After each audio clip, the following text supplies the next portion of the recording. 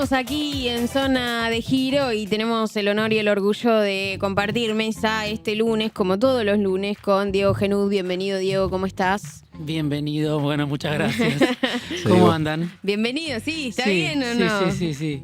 Estaba pensando en la compañía, que somos la compañía de Jesús, Sí. Bergoglio, un jesuita. No, iba a decir... ¿Qué? Dale. Dilo.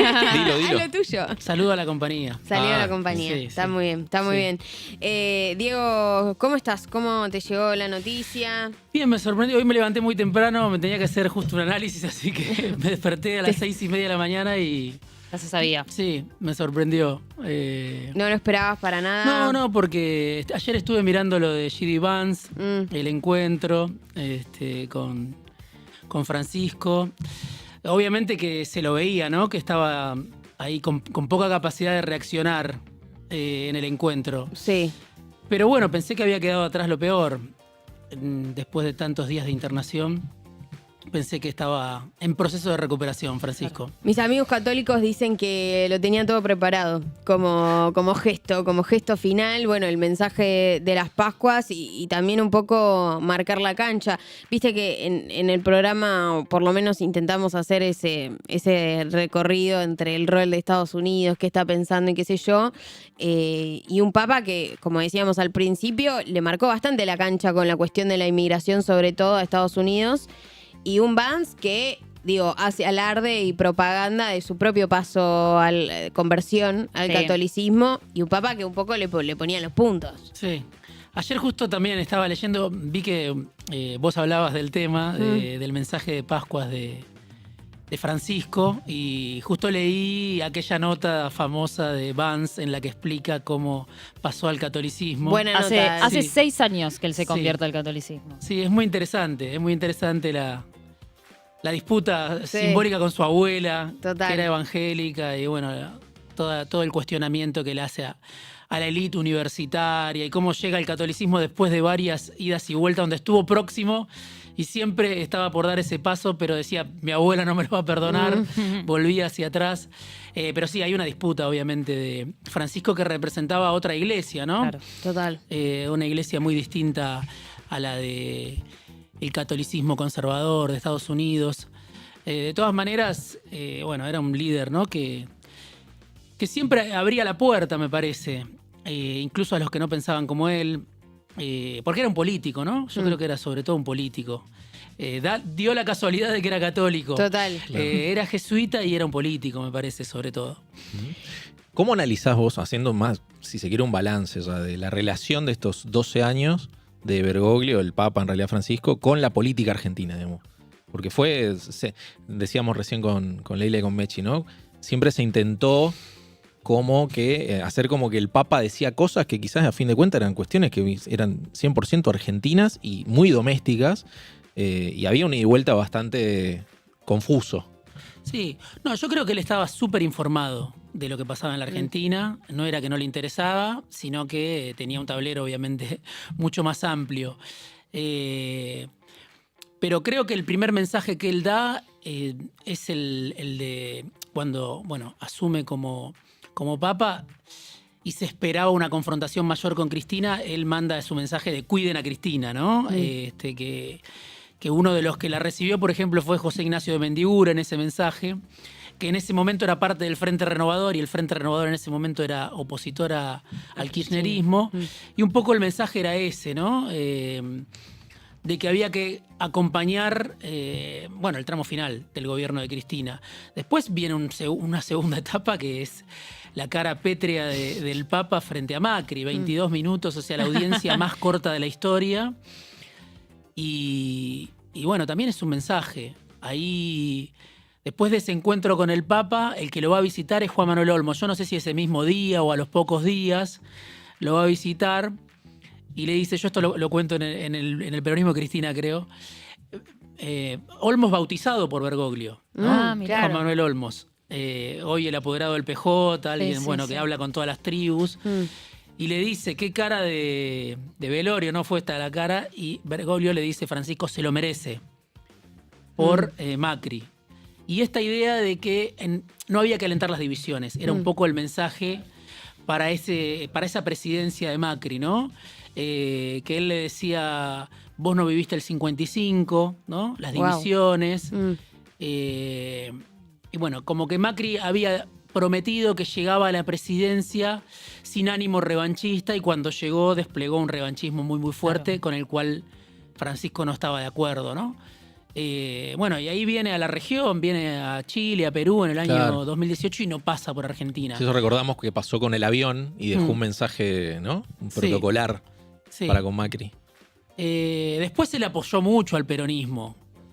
Él arma una cúpula de la iglesia argentina con Monseñor Ojea, el ex titular de Cáritas, muy a su imagen y semejanza, con Marcelo Colombo, que es otro arzobispo que hoy muy importante, creo que es el presidente del episcopado hoy, un obispo ambientalista, podríamos Claro. decir, ¿no? Con Gustavo Carrara, o sea, él va armando toda una nueva cúpula de la iglesia argentina ligada a los curas villeros, Sí. también un poco ambientalista y contra su propia oposición interna, muy conservadora en la Argentina.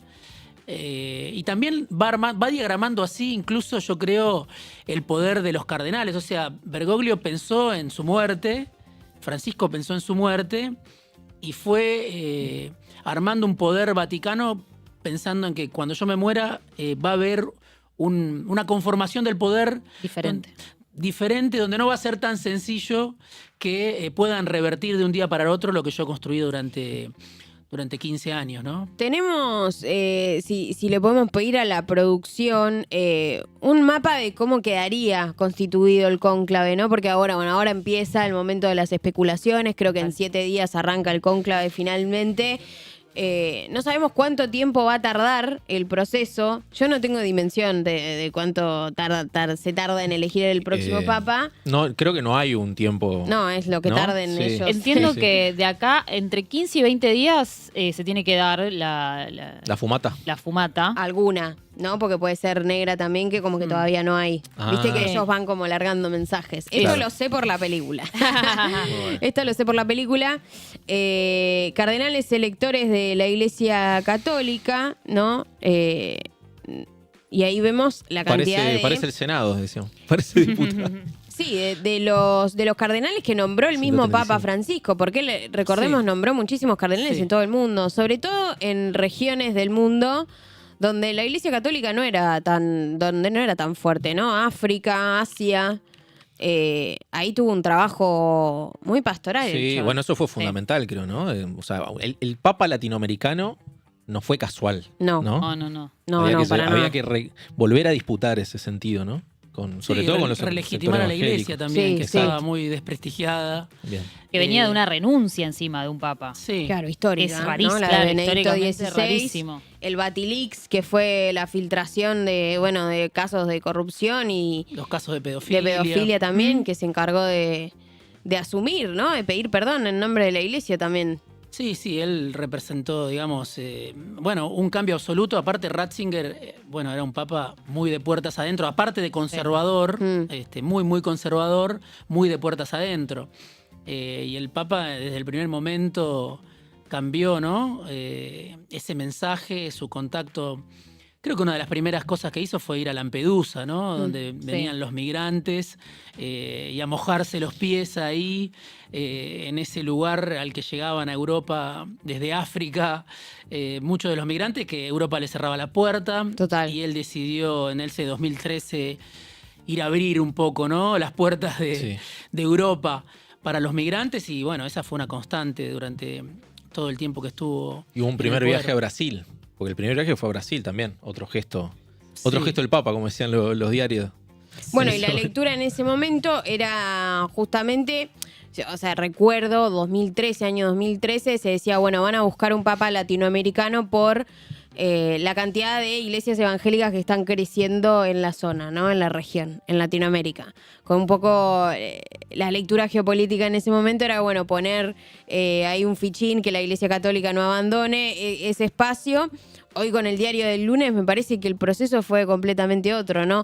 No digo de no querer conquistar Latinoamérica, sino de abrir la Iglesia Católica a más fieles y y una iglesia católica muchísimo más abierta al mundo de hoy, ¿no? Sí, y también lo que todos le reconocían a él era su ecumenismo, ¿no? Claro. La idea de un encuentro interreligioso permanente que lo hacía cuando estaba en Buenos Aires, cuando fue cardenal, cuando fue arzobispo, con todas las comunidades religiosas. Sí, total. Nunca fue de excluir o de tratar de imponer una idea por sobre otra, sino de abrirse.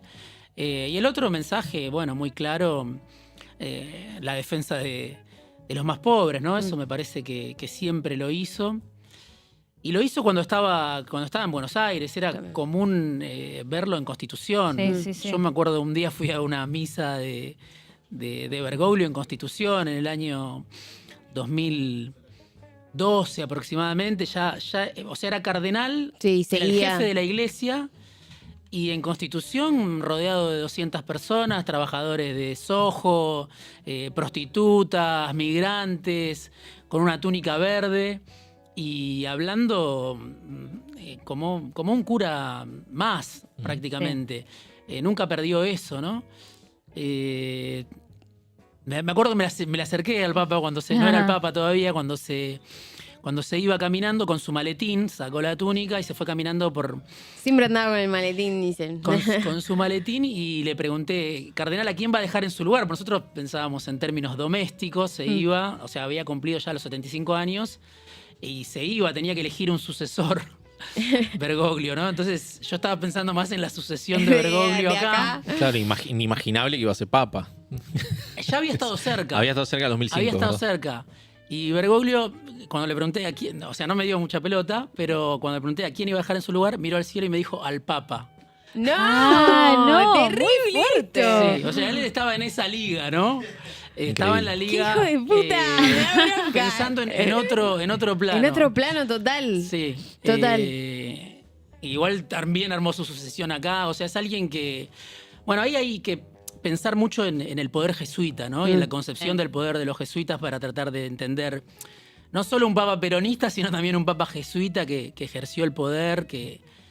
Bueno, aparte, bueno, los jesuitas siempre tuvieron como una idea que excedía a Occidente, ¿no? Profundiza y me interesa. No, hay un libro que un amigo de Bergoglio una vez me regaló que se llama El poder a la manera de los jesuitas, que lo escribió un tipo que era jesuita y después se pasó a JP Morgan, ¿no? No, buenísimo. Y el tipo dice, los jesuitas fueron la primer multinacional de la historia. Tengo un amigo que dice que son una agencia de inteligencia. Bueno, siempre quisieron llegar a China, ¿no? Total. Hay que revisar un poco todo eso, pero había alguien que se llamaba Matteo Ricci que llega a China, es uno de los primeros jesuitas que hace muchos siglos Sí. ya estaba pensando en China. Y bueno, después Bergoglio es alguien que de alguna manera también salió un poco, se descentró un poco de Occidente, ¿no? Total. Recorrió todo el planeta. Y después, como alguien decía, alguien que no lo quería, era alguien, no voy a usar la palabra, pero alguien obsesionado con el poder también, ¿no? Era un político. Sí. Y entonces nunca descuidó la idea de que él podía ser papa, ¿no? Había quedado muy. O sea, como que yo creo que los argentinos o la discusión política argentina subestimó durante muchos años a Bergoglio. Siempre fue un tipo, bueno, que se hizo sentir con Menem, con Kirchner. Nunca se plegó a un poder ajeno o al poder de los políticos de turno, siempre se hizo respetar. Creo que con Cristina fue con quien mejor se llevó, aunque los medios contaban que se llevaban mal. Total. Él coincidía en el rechazo al aborto con Cristina, en la AUH, en la ley de medios, una serie de cosas que con Néstor Kirchner no, porque había una confrontación Hasta de muy piel casi, personal, ¿no? sí. Aunque después cuando murió Kirchner, él le dedicó, ¿no? Un texto de cierto reconocimiento, cierta gratitud. Pero creo que perdimos de vista esto, ¿no? Que él había construido una red de poder popular Sí, obvio. en Argentina. Y entonces simplemente se lo tomó cuando asumió como papa como un opositor al kirchnerismo, que lo había sido. Incluso ese día Cristina estaba en Tecnópolis, 2013, y también estaba descolocada. Después ella adhiere, no sé si saca un comunicado, lo menciona al Papa, pero el kirchnerismo estaba de luto ese día, ¿no? El día que... Era una mala noticia. Fue una mala noticia para el kirchnerismo ese día. Sí, estaba... Y para la oposición era una supuesta buena noticia. O sea, estaba, digo, lo leyeron muchos a Bergoglio como alguien que estaba en una disputa menor, ¿no? Total. Yo creo que él jugaba en todas las canchas. No es que, por eso digo, estaba muy informado de Argentina, no es que no le interesara. Pero al mismo tiempo estaba en una misión trascendente, ¿no? Y además, no es menor el carisma del tipo, ¿no? Sí. Porque, digo, uno a veces subestima como esa cosa que es natural. Digo, ese carisma de también ser un tipo muy cercano, muy jodón. Hoy nos acordamos también, hablando más acá de las presidencias argentinas, cuando lo ve a Milei, cuando Milei va al Vaticano, que le hace un chiste con el pelo, con la peluca, le dice, te cortaste el pelo. Y hay algo ahí también de ese carisma que lo hizo muy cercano, muy abierto, muy, muy querible. Sí. Sí, sin duda.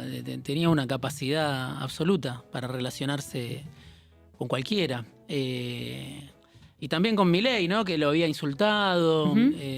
Y sin embargo le abrió la puerta. Y yo creo que buscó un gesto de distensión, ¿no?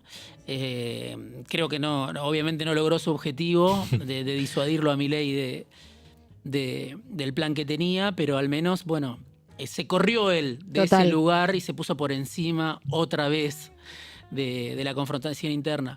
Pero bueno, nunca quiso volver, ¿no? Cuando le decían si iba a volver, ¿cuándo va a volver Francisco? Decía, si estuve 77 años. Y es cierto, ¿no? Estuvo toda su vida acá. Charlábamos hoy que gran parte de las especulaciones que había sobre este año, bueno, la salud de él complicó un poco ese escenario, pero la idea era que este año estaba todo el mundo episcopal trabajando para su llegada, y un poco la especulación, creo que hay más social de, bueno, a ver, que hubiera un poco más de conflicto social para si se justificaba la llegada del Papa, para poner algo de orden. Y de nuevo la atención tras su mirada de no intervención real sobre la política doméstica, ¿no? No ungir a nadie, no levantar a nadie, como un respeto muy, muy irrestricto a la decisión popular que fue elegir a este presidente, ¿no? Un vínculo con la democracia también muy particular, porque teniendo todo este poder que le implica ser papa, no intervenir directamente en las decisiones del pueblo argentino me parece que también es un gesto muy reconocible de su figura. Sí, y también creo que es una decisión que él toma después de haber alentado, si querés, al Frente Peronista camino a 2019, ¿no? Él lo recibió Alberto, Alberto fue con Lula en ese momento. Esta conformación que te decía de la curia, de la cúpula eclesiástica, no tenía nada que ver con el país que quería Macri. Y después se distanció también de Alberto, bueno, como tanta gente, no sé si se terminó enojado, pero un poco sintió que por lo que hablé con gente que lo visitaba, que lo había defraudado, ¿no? El Frente de Todos, a él también, ¿no? Como a todos. Claro, él había apostado. No sé si Alberto en particular, a la unidad del peronismo, no de manera literal ni explícita, pero con toda esta conformación de una iglesia más parecida al pueblo que a los CEOs, si querés, o que al poder empresario. Y bueno, después estuvo también la cuestión del aborto, que eso entiendo que Alberto Fernández le había dicho que no lo iba a impulsar y finalmente lo impulsó. Bueno, distinto tipo de cosas, pero creo que más que nada, sí, un poco como vos decías, él decidió un poco sobrevolar la disputa interna y dejó un mensaje, ¿no? Porque volvió a la región y no volvió a la Argentina. Quizá este año, sí, algunos me decían que podía volver, pero bueno, la salud ya no le daba para más. Hizo un viaje muy largo también hace unos meses a Indonesia, de varias semanas. Entonces hasta el final fue un misionero, ¿no? Que recorrió kilómetros y kilómetros. No le quedó aire para volver, me parece. Vos decís que el gesto es indulgente que tuvo con Milei, ¿no? Sí. ¿Lo hubiese tenido con Sergio Massa, si Massa ganaba? Supongo que sí, que si Massa ganaba en tanto jefe de Estado lo hubiera recibido, ¿no? Porque decir una cosa, digamos, ¿no? Massa es uno de los pocos políticos de primera línea que no fue recibido Sí. por Bergoglio, ¿no? Claro, porque hay una historia vieja de Massa conspirando un poco contra Bergoglio en el año 2009 cuando era jefe de gabinete de Néstor Kirchner. Y bueno, intentando poner en la curia a un obispo conservador que se llamaba Zarlinga, ¿no? De Zárate Campana, muy de los sectores más conservadores de la iglesia. El enfrentamiento era de Néstor con Bergoglio, y Massa en ese momento como jefe de gabinete Quiso intenta ayudar. Sí, intenta con sectores conservadores, con un empresario llamado Jorge O'Reilly, legado al Opus Dei, etcétera, desplazarlo a Bergoglio y mandarlo al Vaticano, pero Claro. a un casillero menor de la diplomacia vaticana. Era la idea de sacarlo de acá y reemplazarlo. Bergoglio se entera. Bueno, eso sí. Y sí, nunca se lo perdonó, me parece, ¿no? Pero bueno, creo que lo que hizo como papa lo pone en una dimensión única, ¿no? Porque además su mensaje fue muy claro hasta hace poco. En febrero hubo un congreso, un jubileo de la comunicación y una crítica muy fuerte a la oligarquía tecnológica. Abrió el Vaticano para eso.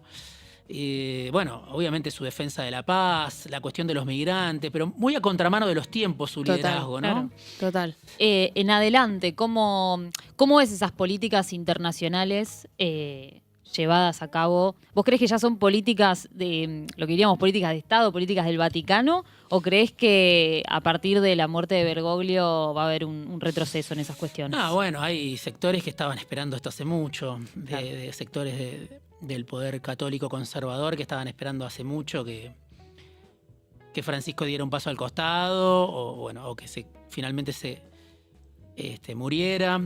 Entonces seguramente va a haber una ofensiva. Pero, como digo, me parece que él diseñó un poder para el día Estructura. después. Entonces, acá en la Argentina, en distintos lugares, siempre promoviendo curas, no diría, o sea, curas con un compromiso social, ¿no? Porque él, bueno, siempre tuvo una coherencia a través de las décadas. La idea de la teología del pueblo, Sí. la discusión con la teología de la liberación, pero siempre una iglesia muy cercana a los que menos tienen, ¿no? Eso me parece que...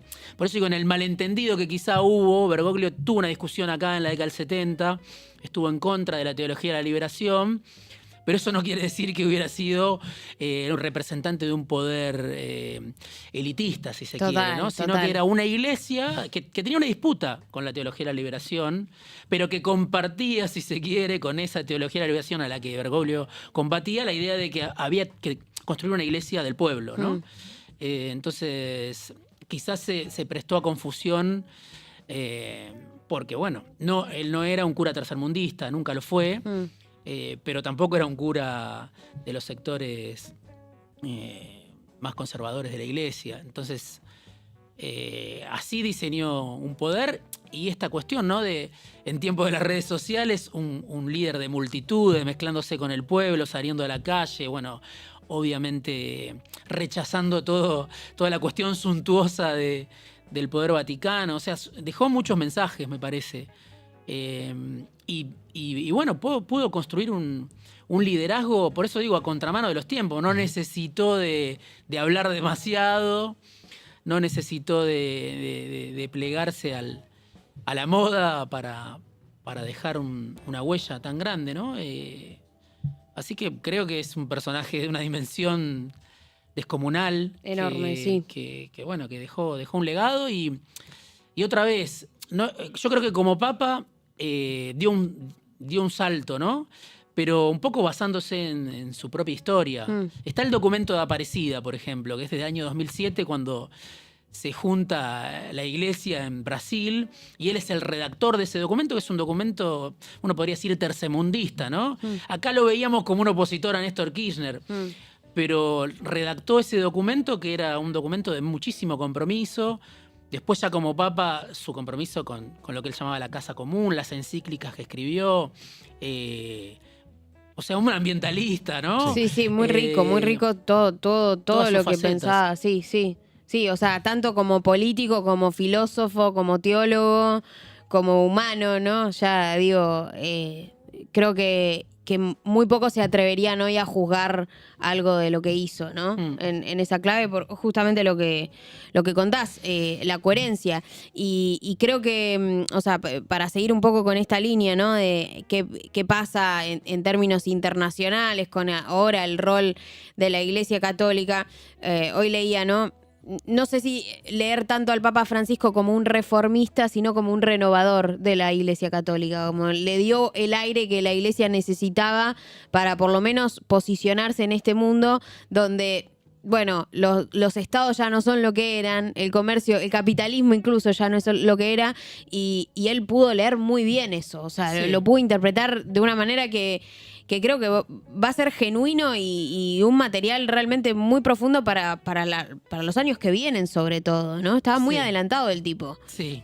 Ayer cuando leí el documento de Felices Pascuas, bueno, habla de la esperanza, ¿no? Y él tiene un libro del año 1992 que se llama Reflexiones sobre la esperanza. Mirá. Cuando estaba en Buenos Aires, y es un documento antiliberal por completo, ¿no? Obviamente era pleno menemismo, y es un documento durísimo con el liberalismo, muy duro con la globalización, ¿no? Yo creo que él siempre fue un antiliberal, sobre todo en lo económico, hasta el final. Si querés, se volvió más liberal o más tolerante en lo político, ¿no? Hizo una revisión del poder opresivo, si querés, de la Iglesia, ¿no?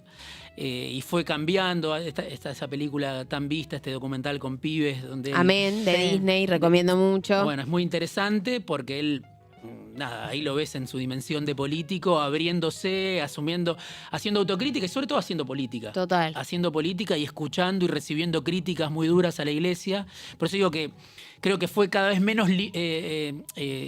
fue cada vez más liberal, si querés, en lo político, en la cuestión de la diversidad, en cuestiones ligadas a las libertades individuales, pero nunca se volvió liberal en lo económico. Claro. Sí, O fue sea, un antineoliberal, digamos. Sí. Sí. Siempre defendió la cuestión del rol del Estado o en contra de las corporaciones.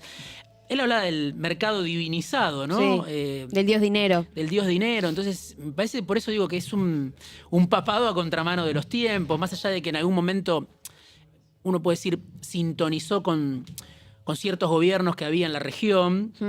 Pero al final, podríamos decir, ¿no? Por su papado medio que empieza cuando llega Todos el eclipse terminan, de los sí, progresismos total. en Sí, Latinoamérica. Total. Entonces queda como una figura muy única desde Roma. Es interesante obviamente pensarlo, y creo que eso, que la lección un poco es que nos obliga a mirar un poco más allá, ¿no? Porque a veces estamos mirando muy cerca. Sí, muy cerca y lo más chiquito, y bueno, por eso digo, me parece que nos da ese mensaje.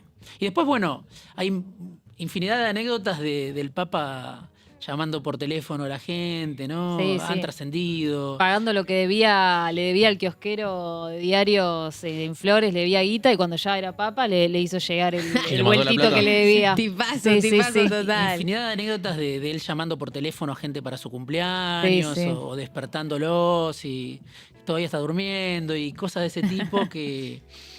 Bueno, hay mucha gente en Argentina que viajó, mucha gente que es conocida, ¿no?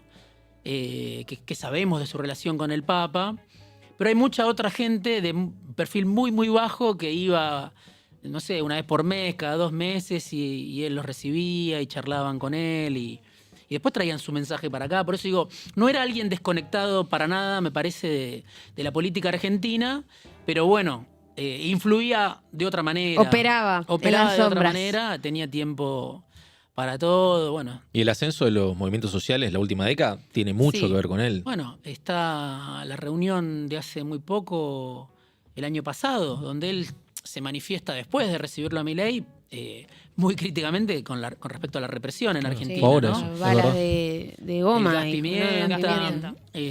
y eso es un encuentro con movimientos sociales, ¿no?